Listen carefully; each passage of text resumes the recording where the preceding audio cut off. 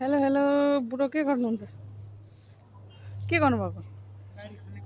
हँ बारी खनेको लसुन प्याज रोपेको बारी खन्नुभयो। धान पनि कति मुरी फलाउनु भयो अरे? 12-14 मुरी 12-14 मुरी धान। अनि फेरि लसुन लसुन त 1 वर्ष खानु 1 वर्ष खाने। यो सबै रोपिसक्नु भएको?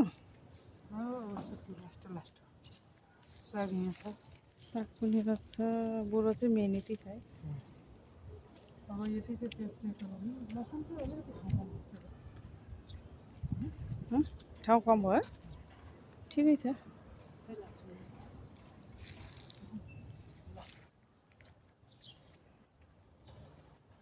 कस्तो राम्रो भयो लसुन।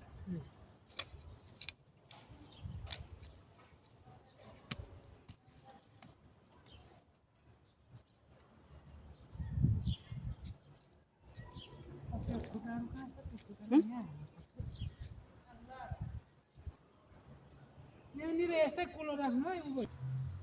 मिल्छ राम्रोसँग ढिका के गऱ्यो भने त